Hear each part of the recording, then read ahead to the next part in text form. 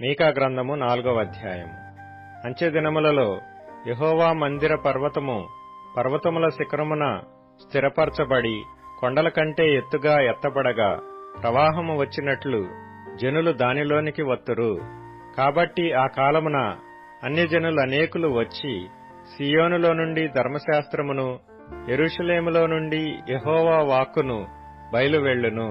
యాకోబు దేవుని మందిరమునకు, యెహోవా పర్వతమునకు మనము వెళ్ళుదము రండి. ఆయన తన మార్గముల విషయమై మనకు బోధించును. మనము ఆయన త్రోవలలో నడుచుకొందము అని చెప్పుకొందురు. ఆయన మధ్యవర్తి అయి అనేక జనములకు న్యాయము తీర్చును. దూరమున నివసించు బలముగల అన్యజనులకు తీర్పు తీర్చును. వారు తమ ఖడ్గములను నాగటి నక్కులుగాను తమ ఈటెలను మచ్చు కత్తులుగాను సాగకొట్టుదురు.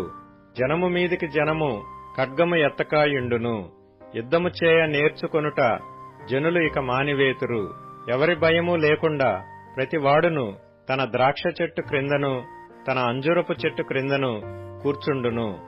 సైన్యములకు అధిపతియగు యెహోవా మాట ఇచ్చియున్నాడు.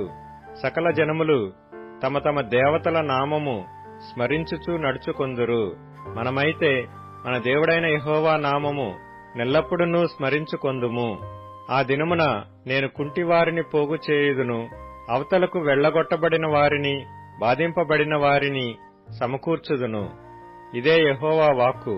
కుంటివారిని శేషముగాను, దూరమునకు వెళ్లగొట్టబడిన వారిని బలమైన జనముగాను నేను చేతును. యెహోవా సీయోను కొండయందు ఇప్పటి నుండి శాశ్వత కాలము వరకు వారికి రాజుగా ఉండును.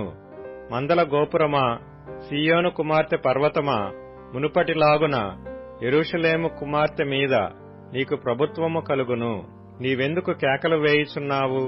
నీకు రాజు లేకపోవట చేతనే, నీ ఆలోచనకర్తలు నశించిపోవట చేతనే ప్రసూతి స్త్రీకి వచ్చిన వేదనలు నీకు వచ్చినవా? సీయోను కుమారి, ప్రసూతి స్త్రీ వలెనే నీవు వేదనపడి ప్రసవించుము. నీవు పట్టణము విడిచి బయట వాసము చేతువు.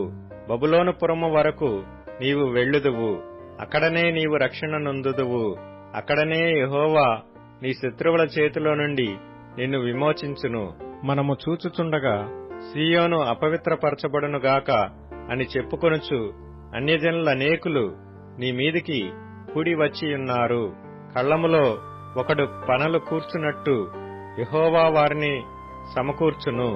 అయితే వారు ఆయన తలంపులు తెలుసుకొనుకున్నారు. ఆయన ఆలోచన వారు గ్రహింపకున్నారు. సీయోను కుమారి, నీ శృంగము ఇనుపదిగాను, నీ డెక్కలు ఇత్తడివిగాను నేను చేయుచున్నాను. లేచి కళ్ళము త్రొక్కుము. అనేక జనములను నీవు అణగద్రొక్కుదువు. వారికి దొరికిన లాభమును నేను యెహోవాకు ప్రతిష్ఠించుదును. వారి ఆస్తిని సర్వలోకనాథునికి ప్రతిష్ఠించుదును.